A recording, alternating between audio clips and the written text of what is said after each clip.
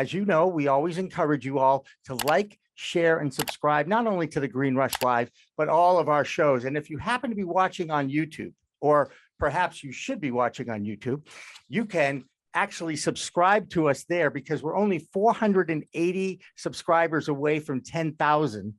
And our goal was to hit that 10,000 mark by the end of this year. So we'd really like to share this with all of your friends. Please like, share, subscribe. You know how it works. I'm Jimmy Young, by the way, the founder of Cannabis Media. And I'm so happy to have two people in the studio. Well, actually in our little Zoom studio with me today. One is Sarah Falvo from Arcview. Sarah, good to see you. And Heidi Urness, an attorney. Also, well, she was born and raised in Chicago. You went to Wake Forest. Heidi, but you're an attorney. Tell us a little bit about what the work that you're doing in your law firm, and then we'll get back to Sarah to hear about her Women in Inclusion event that she's involved with. Go ahead. Yeah, wonderful. Well, I think we're going to have a lot of overlaps here. So thank you for the invitation to kick this off. I have been running my own law firm serving the cannabis industry exclusively for the last about 5 years now. And I've been involved in the industry with a firm prior to that. But there's been a lot of changes in the industry, a lot that we could anticipate and a lot that we could not. And one of the reasons that I chose to join a national law firm now and to chair their cannabis practice is because a lot of the issues that we do see in the industry, I think, can be remedied in major ways by putting women back into leadership positions in these companies. Everything from the success of the companies to more equitable distributions of financing options to the pure products available to the consumers who want to have them. We were just having a chat a moment ago about an innovative product that you had just heard about. And yes, women really do drive that innovation. So for me, I was looking for a firm where I could really deploy a lot of top level expert resources into this industry with my existing connections. And it was important to put women in those roles, not only to serve the industry, but to also make sure that my clients are successful. And we find that when you have women service providers, and when you have people who are women leading your business, you're more successful. Right. And by the way, that's why we do this show, because Sarah, I'm sure you can attest to this stat. I'm pretty sure it was about 4 years ago that there was about 27% women in C-level positions in cannabis. And that number has now gone down to single digits, right? So Sarah, tell us a little bit about Arcview, what you do for them, and your Women Inclusion event. Go ahead. Absolutely. So Arcview's been around for a while, almost a dozen years now, which is wild. We started off as being the place to go to connect capital to those in the industry who were seeking it. Things have grown over the last few years, especially with the pandemic. So we've launched a couple other divisions, including our consulting division, which I also work on, and our capital group. We have our venture fund run by Jeff Finkel and Jean Sullivan. And we also have our Women's Inclusion Network. So this was actually launched as a formal membership group about a little less than 2 years ago. So we have over 250 women from the cannabis industry in the group. They come from all verticals and even just the canna curious who are looking to get into the space. And what we do with this group is really arm these women with the tools they need to succeed. So whether that's launching a business from scratch, scaling into other states, raising capital, or just general support, that's what we're here for. So we do that through various programmings and connections. And Heidi said it before, utilizing our connections. That's really what this is all about. And I think, women tend to do that very well. So it's just exciting. And we're actually having an event on Thursday for the group, which I'm so excited about. All right. That's a good tease. That's what they say in television, right? That's a good tease. Hold that thought. We'll make sure we get your plugs in on that. To me, and you mentioned this, Sarah, just now, it's access to capital that seems to be the real barrier to entry into the cannabis industry for whether you're an ancillary product or a plant touching product. Heidi, you're now in Washington State, am I right? Yes, my office is in Washington, yes, but we practice in more than 30 states. Right, and that was the first one in, as they say. And we have a guy named Josh Kincaid who does the Talking Hedge out there. Mm-hmm. And, he tells us about, even though they were the first ones in, it's almost like they have to undo what got them to the starting line. Now, this is no disrespect to the community. I would be happy to have it legalized. The federal government is not ready to legalize this product. Nobody has confidence in our federal government right now to even pass something that, oh, I don't know, doesn't have anything to do with cannabis, but let's just keep moving on that. Okay. Heidi, what is the atmosphere as far as changing things for the better in Washington State? That's amazing that you're really dialing in on that, because it's definitely something that the West Coast is sensing and feeling with all of this enthusiasm about what's happening on the East Coast. And you're absolutely right. Early on, there was a lot of litigation we did that was it was impact litigation because the regulations were new and the regulators themselves were making mistakes. So businesses entered into business plans, various contracts, various financing agreements that made sense under the existing regulations, but now they've changed the game. And in a lot of times, in a lot of situations, we're finding our clients have their hands tied behind their backs at this point. There's no ability for them to discharge some of their obligations under several, their loan agreements, their lease agreements, things like that, that made sense under the existing structure before. There's no way out. So we are seeing a lot of receivership, which is the state version of bankruptcy. And we are seeing, for the people who do have successful assets and businesses, we're seeing a lot of turnover. I'm calling it the great turnover right now. A lot of these individuals who are awarded the licenses pursuant to the lotteries 7 to 10 years ago are now turning them over to more well-financed, often more business savvy individuals who may not be in it for the love of the plant, but hopefully are still going to maintain some of that authenticity. But you're right, if you enter into agreements that don't look down the road, if you enter into agreements that don't see around potential corners, if you're not anticipating what the regulations could be, then you are entering into an agreement that is going to hamstring your business in the future and might subject you to personal liability. So, I would love to be able to take some of those mistakes that we learned, no fault to the industry participants themselves, none. Right. And take those insights and bring them to the East Coast, avoid those problems in the future, and really see a robust and healthy industry that isn't suffering those setbacks that a lot of the pioneers of the legal markets really suffered on behalf of the industry on the West Coast. Yeah, absolutely. And we're starting to hear signs of investment dollars slowing down, at least going into that cannabis space. Everybody's kind of looking over their shoulder. Is that recession coming or not? Everybody's kind of wary about that. Sarah, you're nodding your head. Access to capital continues to be the barrier to entry. Are there any funds out there that are specifically earmarked for women-run enterprises? There are definitely more funds coming about that are investing more thoughtfully and on kind of those terms. So there definitely are. They tend to be on the smaller side in terms of the capital they give, because they're kind of, getting up and running too. They're not as established, but they are out there. And, I feel like when you're fundraising, a lot of the times you have to make sure you're going to the right group.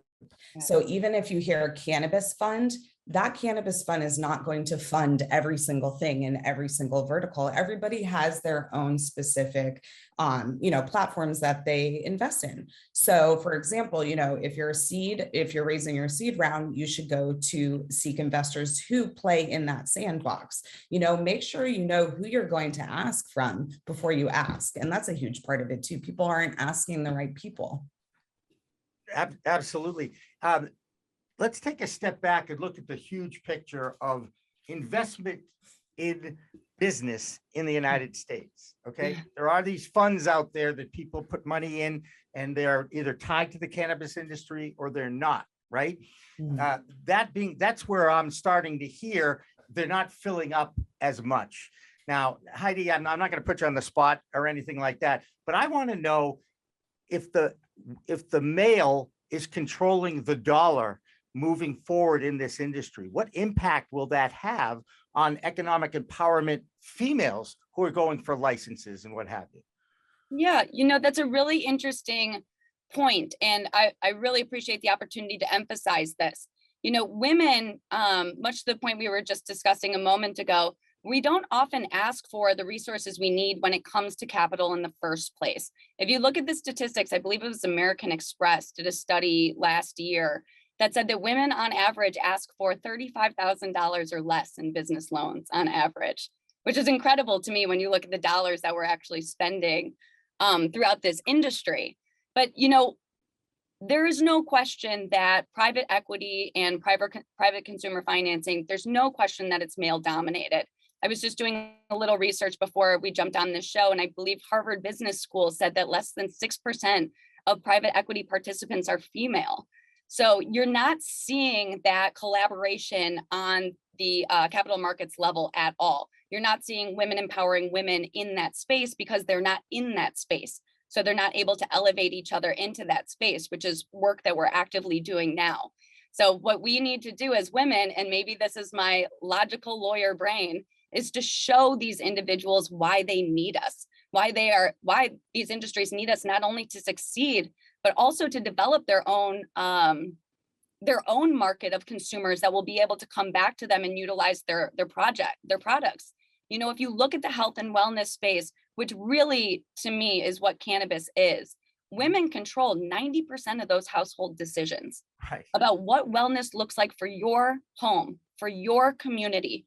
So maybe if we need to, if we can't pound our chest and enjoy, get into the capital market in kind of the traditional old school male way, then we need to win them over with logic and our dollars. And I think we can do that. I think it just starts with a little bit of awareness and intentional spending from the market side. Sarah, especially now that you're seeing New York come on board, they're really focused on economic empowerment opportunities in that market. When cannabis started to become decriminalized and legalized for adult use in some of these states, you're always getting the little person.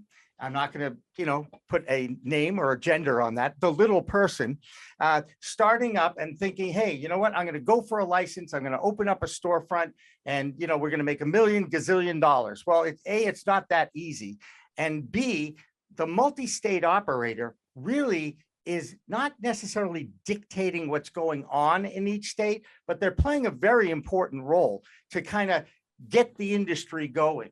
And you heard what was going on in Washington. What's your opinion about the multi-state operators? Because they're probably the ones that absorbed a lot of those women at the C-level positions and didn't rehire them. I'm just going on facts here, not necessarily an opinion. Didn't necessarily hire them back into those positions when they acquired a smaller company. So let's talk about the multi-state operator and their role in this industry. And I'm going to choose my words very carefully. I understand too, that. it is very small. No industry. No names. And I have dear friends who are women who they are few and far between in their C-suites. But it is not a secret that they absolutely need to diversify their C-suites. I mean, across the board, and have females be in charge of the P&L, like not just having them in, and I'm not dissing these, but like marketing roles and things like that. We actually need them in the CFO spots. We need them in the VP, the CROs, like all of those. We need them to drive the actual bottom line, and we can do it. We're just not being given those opportunities. And I don't have the answer why, because there is so much amazing talent out there that people need to scoop up. Yeah, let's talk about talent for a second. It's a completely different definition in the business world as opposed to my world, which was always on camera. I just want to make sure we understand it. I was talking to a recruiter of a major recruitment firm. I think I could say Flower Hire. I'm not going to name who it was, but we talked about the challenges if you happen to be an older person and you don't fit into that square peg or round hole that the business plan says you should be fitting into at this level in the multi-state operator level. Heidi, and I think I see an old friend, Jackie, now joining us too. There she is. But I'm going to go to Heidi first, and then Jackie will come back and introduce you. You were late to class, so we're going to make you do a lap, okay? So Heidi, my point is, I don't understand why the cookie cutter mentality exists with a startup industry where you can't, you should have that feeling of a startup, kind of like what we do here, where I wear a gazillion hats. Why wouldn't that happen for hiring practices when some of these MSOs make their acquisitions?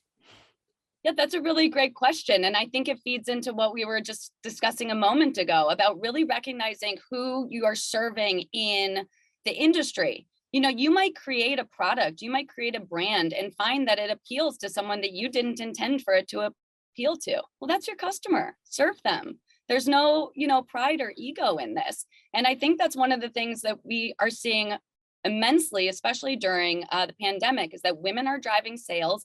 And the biggest actual increase in sales was individuals 55 and up.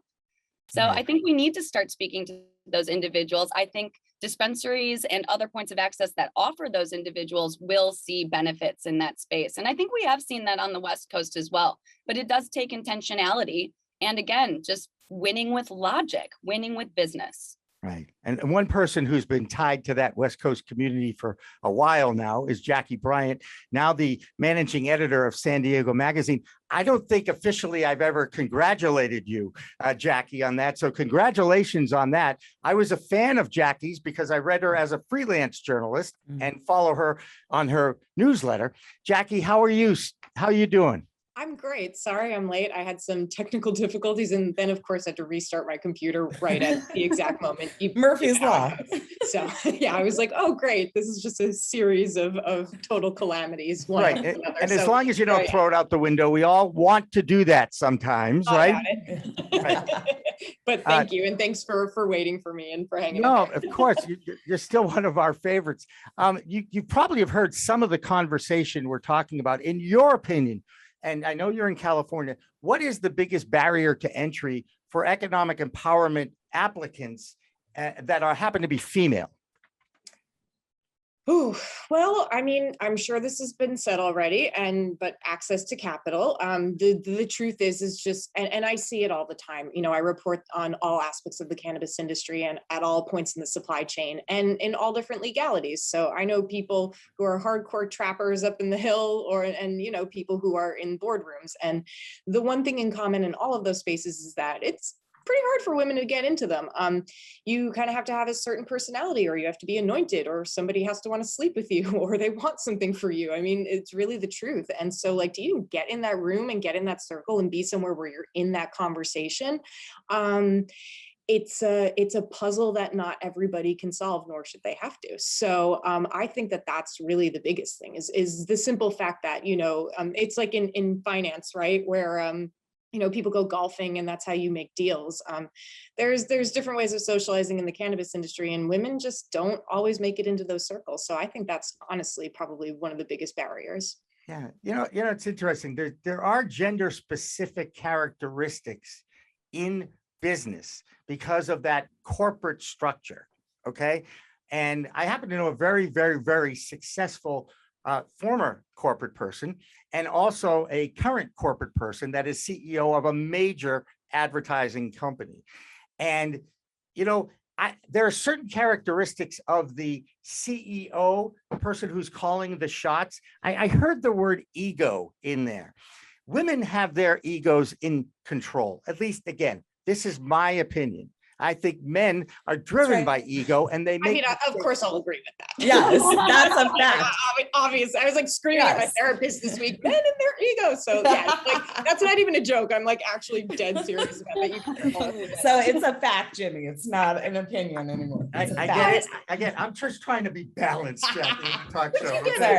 And by the way, I do have friends that are guys that hate and call me names because they think I have female genitalia parts without using the word. Okay. And you would only be so lucky. That's exactly what I said, Although I will say, just from a perspective of a heterosexual male, I have the utmost respect for females. I really do, because you guys could do something that we'll never do.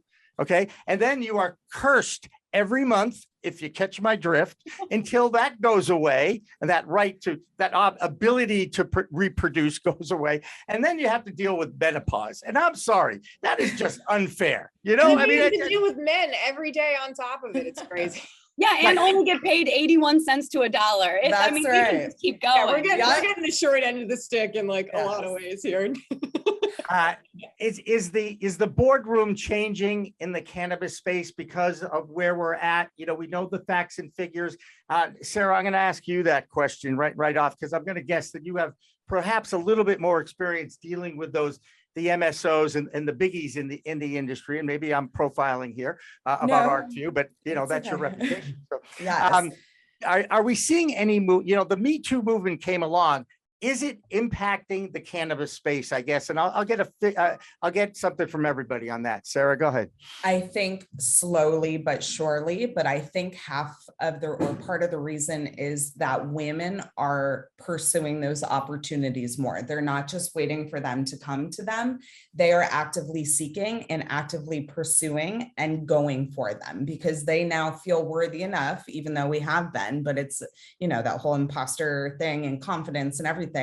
They may have not felt worthy, but like for me, part of what I do is try to empower women in the space as much as I can and say, yes, you deserve to be in that boardroom. Yes, you deserve to be on that VP seat. Yes, you deserve to ask for what you want. And that's just really quickly. So Heidi, you mentioned before, you know, on average, women were asking for $35,000 less on their business loans. We see over and over and over women not asking for enough capital when they're raising.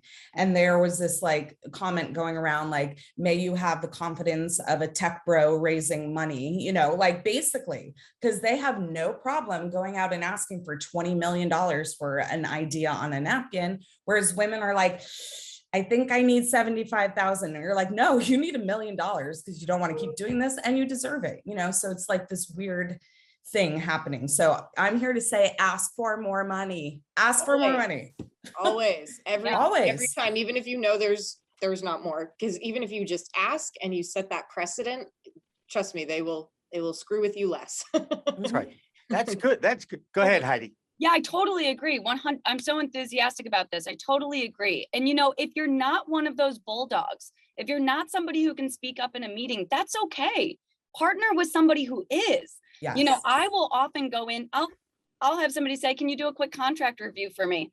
And I'll say, hold on a second. We need to have a conversation about what you are giving up with this agreement.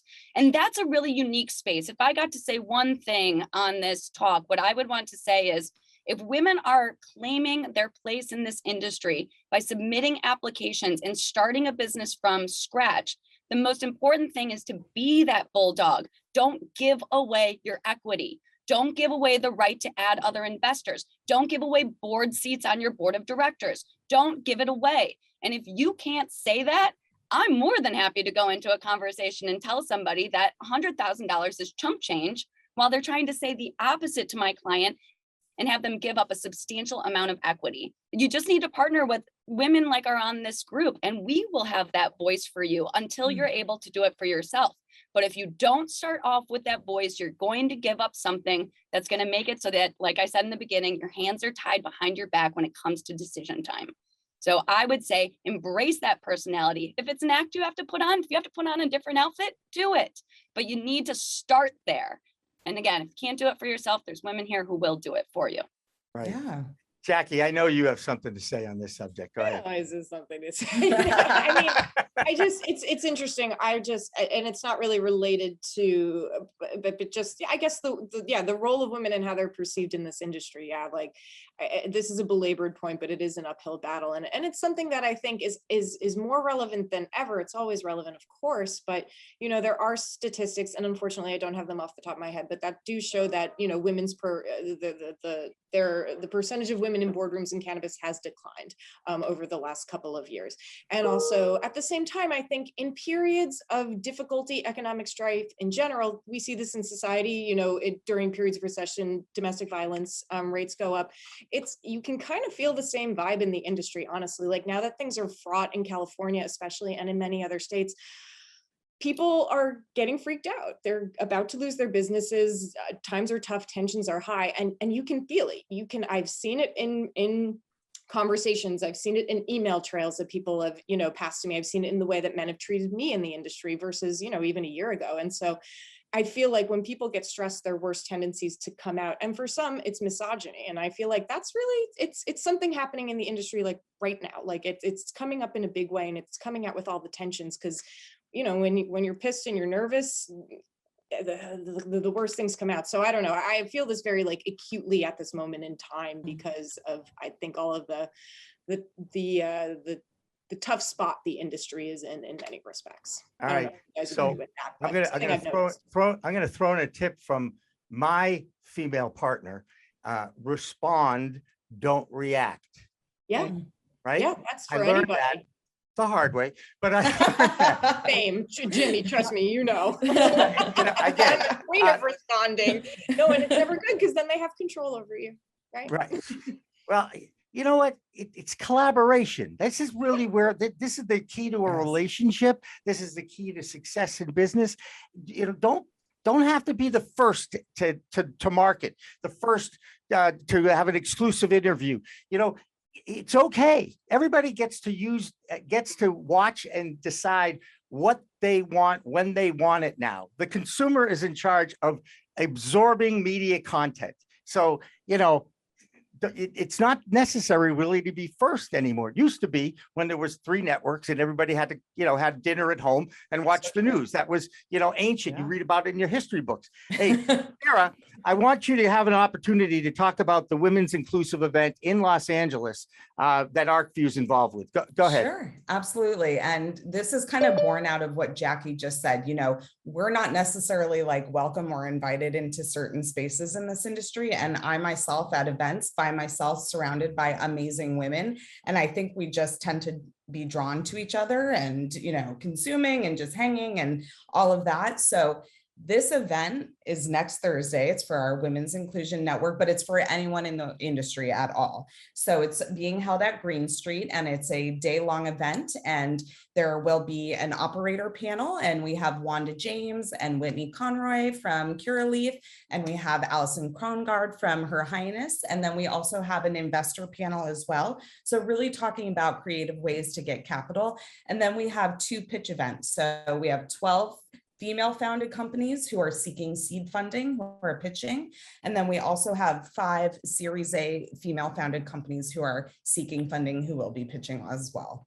So it's going to be a day-long, you know, event full of education and connections and lots of weed. That is awesome. That's really Thank you. Awesome. Yeah. Thank you. And it's 110 women. In the Because that's space. how it happens. You see how deals get done, both of you, every day, right? Like sometimes that is how it happened. You're like not even an event, like you're at dinner, you're at drinks, and someone goes, okay, we want to do this, let's do this. Okay, we'll talk on Monday. Like it Yep. really is as simple as just being there and being there. Yeah. Showing And we up. have a lot of investors coming as well. So Merida is one of the sponsors. They'll have a lot of women there as well. So a lot of female investors. So it's just a whole day of, you know, great vibes. And I know that word is overused in this industry in general, but really like support and connections and all of that. And we just, you know, wanted a platform and a space to do this for the women in the industry. Well, I'll tell you, Heidi, Sarah, and Jackie, you've set the bar very high now for the next 2 panels that we're going to bring in here. And again, there was no pun intended there. Okay. The point is, you guys were terrific. You guys were terrific. Thank you so much. I love connecting both coasts because Yes. there's a lot of excitement here on the East Coast. You know, there's a lot of attention being looked at the New York State experience, which we all know is predicted to be equal to California in 5 to 10 years. I mean, but that's still pretty amazing to say coming out of the gate.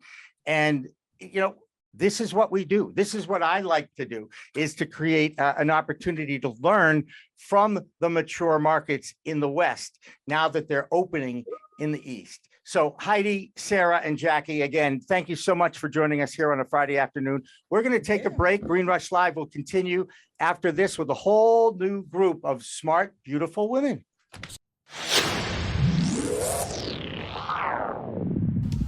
Hey, You want to grow your own plants? Check out Style Lighting's Grow Kit. It has everything you need to become an expert home grower and bring the power of the sun indoors. Style Lighting uses TCP's high-powered commercial LEDs that deliver twice the output in the market. The Grow Kit has a grow bag, a timer, chains to hang the light, and of course the best in the business lighting system by TCP. Check out stylelighting.shop for more information.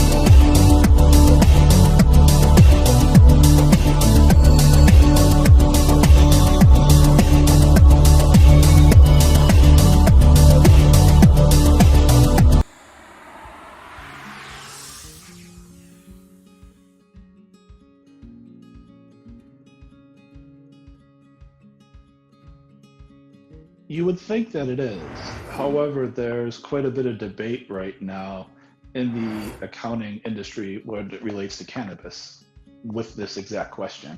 I'm part of a few different networking groups that are solely accountants for cannabis companies. And there's been quite a bit of back and forth in those communities and discussion regarding whether 280E, if it went away, if the administration legalized cannabis or took it off of Schedule 1, what would happen? And it could go either way right now. The debate is it can make the accountant's life much easier. That's what a lot of the inexperienced accountants are saying right now, it seems, whereas the accountants that have been in this industry for a while and have gone through the same thing that happened with hemp a few years ago are saying that will make lives more difficult, because when hemp became declassified a while back, the accounting became more complicated.